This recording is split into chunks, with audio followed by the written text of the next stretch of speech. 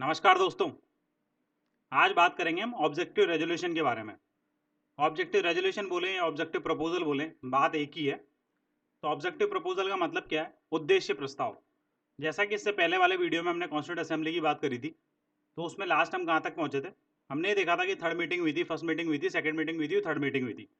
Third meeting में 13 दिसंबर 1946 को संविधान सभा की तीसरी बैठक हुई। पंडित जवाहरलाल नेहरू जी ने एक उद्देश्य प्रस्ताव या ऑब्जेक्टिव प्रपोजल रखा था, जिसको पारित किया था। पारित करने के बाद 22 जनवरी 1947 को संविधान सभा ने उद्देश्य को पास कर दिया था। मतलब वो उद्देश्य पास हो गया था। तो उद्देश्य क्या था या उद्देश्य प्रस्ताव क्या था, उसकी प्रमुख विशेषताएं क्या थी, या उन्होंने उसके अंदर क्या क्या बातें रखी, या उद्देश्य प्रस्ताव होता क्या है। तो उद्देश्य प्रस्ताव को लाने की जरूरत क्या पड़ी? उद्देश्य प्रस्ताव का बेसिकली मतलब ये कि कॉन्स्टिट्यूशन का उद्देश्य क्या होगा, या संविधान हम क्यों बना रहे हैं, इसकी क्या जरूरत है, या क्या क्या बातों को हमें ध्यान रखना पड़ेगा संविधान को बनाते वक्त। ये सारी डिटेल्स ऑब्जेक्टिव प्रपोजल के द्वारा बताई गई थी। तो हम समझ लेते हैं उस टाइम पे जो ऑब्जेक्टिव प्रपोजल रखा गया था नेहरू जी के द्वारा, उसके अंदर क्या क्या चीज़ें, बेसिक बेसिक चीज़ें क्या थी। 5 से 7 मिनट का वीडियो होगा ज़्यादा से ज़्यादा। कोशिश करेंगे इसके अंदर सारी चीज़ों को समझने की। तो स्टार्ट करते हैं। To establish independent sovereign republic of India and framing constitution for it. इसका मतलब क्या है? स्वतंत्र, इंडिपेंडेंट मीन स्वतंत्र, सॉवरेन मीन संप्रभु, रिपब्लिक मीन्स गणराज्य। तो स्वतंत्र संप्रभु भारतीय गणराज्य की स्थापना करना तथा इसके लिए संविधान का निर्माण करना। यानी इंडिया कैसा होना चाहिए या उसके लिए कॉन्स्टिट्यूशन कैसा होना चाहिए। तो हम कैसी बात कर रहे हैं? स्वतंत्र। स्वतंत्र मतलब किसी का बाहरी कोई दबाव नहीं होना चाहिए। स्वतंत्र मतलब पूरी तरीके से स्वतंत्र। सॉवरेन मतलब हो गया कोई भी ऐसी कंट्री, अगर हम कोई डिसीजन ले रहे हैं किसी भी चीज़ पे, तो खुद के डिसीजन हमारे मान्य होंगे, किसी और कंट्री की वजह से या उसके किसी बाहरी दबाव की वजह से हम अपने डिसीजंस को चेंज नहीं करेंगे। रिपब्लिक का मतलब क्या होता है? रिपब्लिक का मतलब होता है गणराज्य। ऐसा देश जिसका हेड ऑफ नेशन वंशानुगत नहीं होना चाहिए, यानी ऐसा नहीं होना चाहिए कोई पीढ़ी दर पीढ़ी, जैसे पहले कोई और था फिर उसका बेटा फिर उसका बेटा, ऐसा नहीं होना चाहिए जैसे राजाओं के केस में होता है। कैसा होना चाहिए? उसके लिए कॉन्स्टिट्यूशन की टर्म से कोई होना चाहिए, या तो इलेक्शन के थ्रू हो या कोई और प्रोसीजर हो। मतलब इस तरीके से 3 चीजें बताई गई थी: स्वतंत्र, संप्रभु तथा भारतीय गणराज्य। अब नेक्स्ट लाइन पढ़ते हैं। Independent Indian union should include the following areas. जो इंडिपेंडेंट यानी स्वतंत्र भारतीय राज्य होगा वो कैसा होगा, स्वतंत्र भारतीय संघ कैसा होगा, तो उसमें कौन कौन से एरिया इंक्लूड होंगे इसके बारे में बताया गया। तो पहला ब्रिटिश इंडिया, यानी जहां पर जिस जिस एरिया के अंदर ब्रिटिश ब्रिटिश गवर्नमेंट का रूल था वो पूरा ब्रिटिश इंडिया कहलाता है। दूसरा इंडियन स्टेट। इंडियन स्टेट कह लें या प्रिंसली स्टेट्स कह लें। प्रिंस स्टेट और इंडियन स्टेट का मतलब ये जहां पर राजा रूल कर रहे थे, जो मैंने आपको बताया भी था कि राजाओं की संधि हो रखी थी ब्रिटिश के साथ। तो उस एरिया के अंदर जहां पर राजा रूल कर रहे थे। उसके अलावा अदर इंडियन रीजन्स कौन से हैं? जहां पर पुर्तगालियों का राज था, जैसे गोवा, पौंडीचेरी वगैरह अपन समझे। उसके अलावा कौन सा ऐसा other states oblique territory which are willing to join India voluntarily. अन्य राज्य ऑब्लिक क्षेत्र जो स्वेच्छा से भारत में शामिल होना चाहते हो। ऐसे स्टेट या फिर ऐसी टेरिटरी जो इंडिया के अंदर अपनी इच्छा से शामिल होना चाह रही हो, वो सारी इसके अंदर कंसिडर की जाएगी।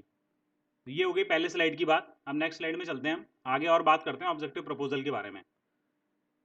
फर्स्ट लाइन है, state in the Indian union should be given autonomy and residency power should be given to the state. ये क्या कह रहा था ऑब्जेक्टिव प्रपोजल? भारतीय जो संघ है, मतलब इंडियन जो यूनियन, यानी इंडियन कैसा होना चाहिए, मतलब इंडिया कैसा होना चाहिए, राज्यों को स्वायत्ता प्रदान की जाए। और गिवन ऑटोनॉमी मीन स्वायत्ता। स्वायत्ता को अपन बेसिकली ऐसे समझे, मतलब प्रांतों के पास खुद की शक्तियां होनी चाहिए, मतलब प्रांतों के पास खुद की भी शक्तियां होनी चाहिए। जैसे अगर अपन समझे नॉर्मली, आपको थोड़ा पता होगा कि 3 तरह की लिस्ट होती है: संघ सूची, राज्य सूची और संवर्ती सूची। संघ सूची वो होती है जिसमें सेंटर कानून बनाती है, राज्य सूची वो होती है जिसमें स्टेट कानून बनाता है, और संवर्ती सूची वो होती है जिसमें दोनों कानून बना सकते हैं, या फिर कोई पार्लियामेंट ऐसी कोई चीज़ कर सकता है जो स्टेट के उस पर भी कानून बना सकता है। इस टाइप के प्रोविजन है कॉन्स्टिट्यूशन के अंदर। मतलब तो प्रोविजल के टाइम पे ये बात बोली थी कि ऑटोनॉमी होनी चाहिए इंडियन स्टेट्स के पास। मतलब ऑटोनॉमी का मतलब ये है कि उनको खुद को भी ऐसे उनके पास वो होने चाहिए ताकि जिन विषयों पे राज्य खुद अपने कानून बना सके, उन्हें सेंटर से कोई डिसीजन या फिर सेंटर से कोई परमिशन लेनी ना पड़े। कुछ विषय ऐसे डिवाइड कर दिए जाएं जो स्टेट के पास हो तो स्टेट उन पर कानून बना ले, सेंट्रल के पास हो तो सेंट्रल उनके पास कानून बना ले। फिर बची हुई चीज़ें क्या है? अवशिष्ट शक्तियाँ, रेसिड्यूरी पावर। रेसिड्यूरी पावर का मतलब ये, जैसे कुछ ऐसी चीज़ें भी होनी चाहिए जो स्टेट को भी डिवाइड कर दिए और सेंटर को भी डिवाइड कर दिए कि भाई इन एरिया के अंदर स्टेट कानून बनाएगा, इन एरिया के अंदर स्टेट सेंटर कानून बनाएगा। उसके बाद जो बची हुई चीज़ें हैं, वो चीज़ें यानी वो शक्तियाँ स्टेट के पास होनी चाहिए उन पर कानून बनाने की। ऐसा इसने ऑब्जेक्टिव प्रपोजल ने बोला है। बाकी ऐसा है नहीं। रेसिड्यूरी पावर कॉन्स्टिट्यूशन के अंदर देखा जाए अभी इस टाइम पे तो सेंटर को दी हुई गई है। अब बात करते हैं नेक्स्ट लाइन के बारे में। In independent India all powers and authority of governance should be derived from people. ये बोलती है स्वतंत्र भारत में शासन की समस्त अधिकारिता तथा शक्तियों का जो स्रोत है वो जनता होनी चाहिए। ये लाइन तब पूरी होती है जब सारी शक्तियां जनता के अंदर निहित होती है, तो उसको डेमोक्रेसी बोला जाता है। डेमोक्रेसी का मतलब है लोकतंत्र, जहां पर पब्लिक ही किसी जो भी रूल कर रहा है मेन पूरे ऑल ओवर इंडिया के अंदर, उसको पब्लिक ही चुन के ला रही है, यानी सारी पावर्स पब्लिक के बारे में। जैसा मैंने आपको बताया था, जो सोशल कंसेप्ट था, सामाजिक समझौते का जो सिद्धांत था, उसके द्वारा मैंने आपको समझाया था वो चीज़ कि पब्लिक अपने उसके लिए किसी को अपॉइंट करती है, फिर उसके द्वारा सारी चीज़ें उसको यानी सेफ्टी उनको प्रोवाइड की जाती है, जो भी लीडर उन्होंने चुना है उसके द्वारा। तो इस टाइप की चीज़ें हैं, तो उसी को लोकतंत्र बोलते हैं, जिसमें पूरा जनता के द्वारा सारी शक्तियाँ प्राप्त हो। अब बात करते हैं आगे। देश के सभी नागरिकों को justice to all citizen of India, किस तरह का न्याय मिलना चाहिए, इसके अंदर ये भी ऑब्जेक्टिव प्रपोजल में बताया गया था। बहुत सारी चीज़ें बताई गई थी, किस तरह की चीज़ें होनी चाहिए, न्याय भी मिलना चाहिए, स्वतंत्रता मिलनी चाहिए तथा समानता होनी चाहिए। वो क्या क्या पॉइंट थे, किन किन चीज़ों की समानता दी गई या किन किन चीज़ों का न्याय दिया गया, वो सब क्या बात करी इन्होंने ऑब्जेक्टिव प्रपोजल में, उसको समझ लें। तो पहले जस्टिस का देख लेते हैं। Justice to all citizen of country, देश के सभी नागरिकों को न्याय। तो न्याय कौन कौन सा मिलना चाहिए? पहला सोशल न्याय होना चाहिए, सामाजिक न्याय होना चाहिए। दूसरा कैसा? आर्थिक न्याय होना चाहिए। तीसरा कैसा है? पॉलिटिकल न्याय होना चाहिए।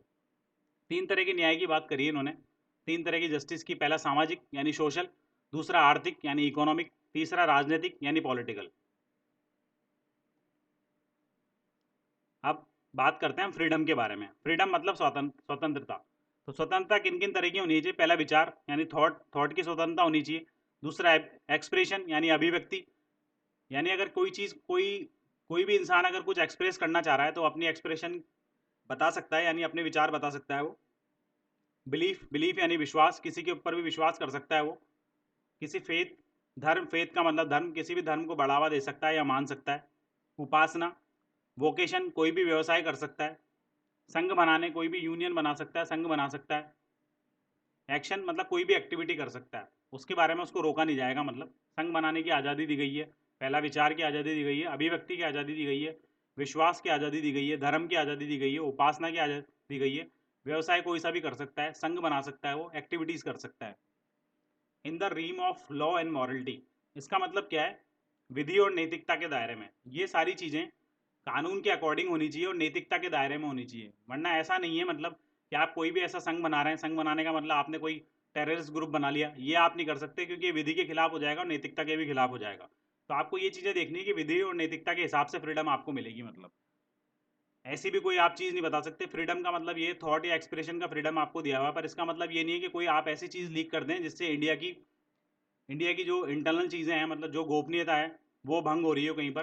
तो ऐसी चीज़ों का आपको ध्यान रखना है, यानी विधि और नैतिकता का आपको ध्यान रखना है। अगर आप इनका उल्लंघन करते हैं तो आपकी फ्रीडम यानी आपको आज़ादी इस तरह की नहीं दी गई है।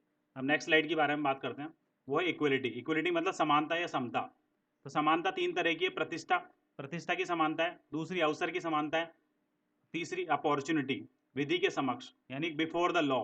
लॉ के बिफोर आपको सारे तरह की समानता दी गई है। मतलब तो ये तीन तरह की समानता दी गई, इनको सुनिश्चित किया जाएगा। सुनिश्चित किया जाएगा बिल में, इन शॉर्ट का मतलब ये है कि ये गवर्नमेंट पे डिपेंड करता है। मतलब अपॉर्चुनिटी कहने का मतलब ये है कि आपको सभी को अपॉर्चुनिटी बराबर मिले, जैसे एम्प्लॉयमेंट में, हर चीज़ में।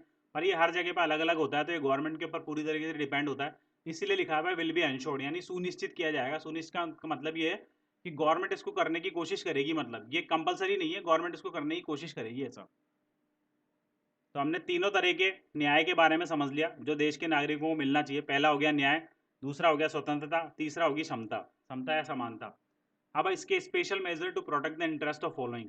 स्पेशल मेजर्स का मतलब क्या है? कुछ लोग ऐसे हैं जिनको अलग से उनके हितों के संरक्षण की आवश्यकता है। तो उसके बारे में कौन कौन है? पहला माइनॉरिटी। माइनॉरिटी का मतलब अल्पसंख्यक हो गया, ऐसे लोग जो जनसंख्या में कम है। उनके एक अलग क्राइटेरिया है, वो लोग डिसाइड करते हैं कौन माइनॉरिटी में आता है, कौन मेजोरिटी में आता है। तो बेसिकली माइनॉरिटी में वही लोग आते हैं जिनकी जो संख्या में कम होते हैं। दूसरा पिछड़े व जनजातीय एरिया, यानी backward and tribal areas. Backward और ट्राइबल एरियाज का मतलब ये एरिया वाइज डिसाइड किया गया इनको, ज्योग्राफिकल एरिया के हिसाब से, कि कौन सा एरिया बैकवर्ड है और कहाँ पर ट्राइबल कम्युनिटी या फिर ट्राइबल लोग ज़्यादा रहते हैं। मतलब उसके बाद socially backward and deprived class. Socially यानी सामाजिक रूप से पिछड़े और वंचित वर्ग। Deprived class oblique depress and other backward class, जिसके अंदर बेसिकली अपन SC ST समझ सकते हैं, और भी कई लोग आते हैं, पर SC ST को बेसिकली आप एग्जाम्पल के लिए समझ सकते हैं। अब लास्ट क्या लिखा हुआ है? The maintaining the integrity of the Indian territory and maintaining sovereign right of the over the water, land and sky and under it. ये क्या मतलब है? मेंटेनिंग का मतलब भारतीय राज्य क्षेत्र की अखंडता को बनाए रखना, भारतीय राज्य क्षेत्र की अखंडता, integrity of Indian territory, and इसके अंतर्गत आने वाले मेंटेनिंग सॉवरेन राइट, इसके अंतर्गत आने वाले over the water, over the water का मतलब जल, थल और नभ पर संप्रभु अधिकार बनाए रखना, यानी जितना भी एरिया है, लैंड एरिया हो, वाटर एरिया हो, स्काई एरिया हो, जो भी अपनी टेरिटरी है उसके अंदर संप्रभु, संप्रभु का मतलब मैंने आपको पहले ही बताया था, संप्रभु का मतलब ये है कि वो पूरी जगह पर अपना अधिकार होना चाहिए, यानी कोई भी दूसरी कंट्री उस पर अधिकार ना जताए और उसके एरिया में हमें जो डिसीजन लेने हैं वो हम हमारे हिसाब से लेंगे, कोई भी दूसरी कंट्री का इन्वॉल्वमेंट नहीं होना चाहिए उसके अंदर। तो ये बताया इन्होंने मतलब इसके अंदर एंड ऑब्जेक्टिव प्रपोजल के अंदर कि हमें इन चीज़ों का भी ध्यान रखना है, मतलब जो भी हमारी टेरिटरी है उसके अंदर वाटर, लैंड और स्काई तीनों पे हमारा पूरी तरीके से अधिकार होना चाहिए, और इनके ऊपर जो भी रूल रेगुलेशन या जो भी चीज़ें हमें करनी है, जो भी चीज़ें हमें हर तरह की कुछ भी चीज़ करनी है, कोई भी एक्सपेरिमेंट करना है, कुछ भी करना है, तो उस पर सिर्फ हमारा अधिकार होना चाहिए, किसी और कंट्री का या किसी और दूसरे देश का इन्वॉल्वेशन नहीं होना चाहिए। एक चीज़ और है, वो बहुत अच्छी बोली है इन्होंने, since ancient time India has a special place in the world to maintain that the place and promote world peace and welfare of mankind. Mankind पे मैंने जोड़ दिया है, इसका मतलब ये है प्राचीन काल से ही विश्व विश्व में भारत का विशिष्ट स्थान रहा है, यानी इंडिया जो है वो पुराने टाइम से ही इंडिया की एक अलग तरीके से पहचान रही है, जैसे हम उसको सोने की चिड़िया बोला जाता है या फिर विश्व गुरु बोला जाता है जो पहले से बोला जा रहा है। तो उन चीज़ों का क्या है, हमें उस चीज़ को हमें बनाए रखना है, यानी उस प्लेस को हमें बनाए रखना है, इंडिया के प्लेस को, इंडिया के किस प्लेस को बनाए रखना है कि वो विश्व गुरु के रूप में पहचाना जाता है और सोने की चिड़िया उसे बोला जाता है। तो इस पहचान को हमें बनाए रखना है, और दूसरा क्या करना है, to maintain that place and promote world peace and welfare of mankind. World peace का मतलब विश्व शांति बनाए रखनी है तथा मानव कल्याण को बढ़ावा देना है, यानी विश्व के अंदर भी हमें शांति बनाए रखनी है। कोई भी अगर किसी कंट्री को कोई प्रॉब्लम आ रही है तो हमें हमेशा इस मूड में रहना है कि हाँ नहीं हम उसको सेटल करेंगे या फिर उस इशू को सेटल डाउन करेंगे, तो उसमें इंडिया का रोल होना चाहिए या इंडिया उसके अंदर इन्वॉल्व करेगा उस चीज़ों को कम करने के लिए, हम यानी वहाँ पर शांति बनाए रखने के लिए। वेलफेयर ऑफ मैनकाइंड यानी मानवता को बढ़ावा देना है, मानवता और मानव कल्याण को बढ़ावा देना है। तो ये पूरा था ऑब्जेक्टिव प्रपोजल के बारे में। मैं आशा करता हूँ आपको सारी चीज़ें समझ में आई होगी ऑब्जेक्टिव प्रपोजल के बारे में। तो कॉन्स्टिट्यूशन असेंबली के बाद उन्होंने ऑब्जेक्टिव प्रपोजल दिया, तो ऑब्जेक्टिव प्रपोजल को मैंने आपको अच्छे से समझा दिया। अब आगे चल के हम नेक्स्ट वीडियो में बात करेंगे आने वाली चीज़ों के बारे में, जो संविधान सभा की समितियां थी जैसे प्रारूप समितियां वगैरह, उनके बारे में नेक्स्ट वीडियो में बात करेंगे। Thank you so much.